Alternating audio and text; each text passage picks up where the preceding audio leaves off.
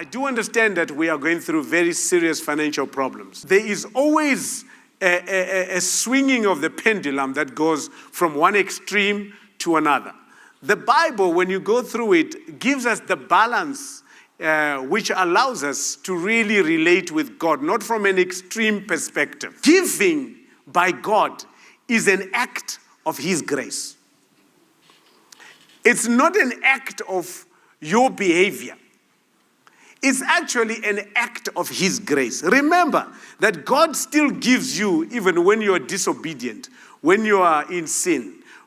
God still provides for you. So in the church, we have come up with dynamics or ways of cajoling people to give to a particular whatever behavior or whatever cause we have. And I'm going to outline a few things because there were some distortions as the year began. He's not giving us from a place of our obedience.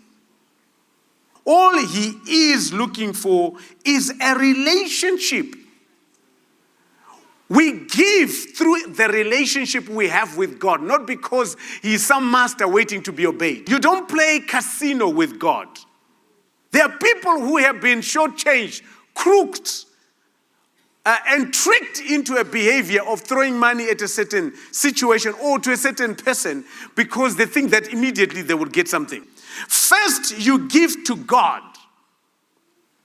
Whenever you are giving to God. And it's not a repayment. Then we give to a cause. If I came here and I say, look, I just want you to give to this man of God who want to sow into my life so that you can reap what I have. I am so limited. Why would you want to get the things that I have? It is not even a drop in the ocean of what God can give you. Go out there to the giver of life, who you can get anything and everything you want, but give to a cause. So if I ask you to give, and if I never tell you what the cause is, guess what? Don't give. There must be a kingdom agenda in our giving. God has much more to give than what you see in individuals. Then you give through a channel. So that channel, let me just say once again, that's not your source. We have made the channel the source. So we are maimed. Because I now control what you receive. I can even come up with gimmicks that if you don't respect and honor the men of God, watch out. So now I am your source. Scripture is there to rebuke and to correct even the men of God. God provides both naturally and supernaturally. We always think that it has to be a supernatural behavior for it to be God. Did you know that having your pain tablets and taking them in, it's a God issue? Going to a hospital is a God provision. Tayaura nevanhu vari kuregeswa mapilisi ARVs vopisira vofa. Zvonzi ndakunamatira hausisina utachiwana hweAIDS hweHIV. And people are dying in hospitals because of that nonsense. Because all you're waiting for is that it must be something that can't be explained. Who told you that God only works in things that can't be explained? If you're taking medication, be very faithful in taking your medication.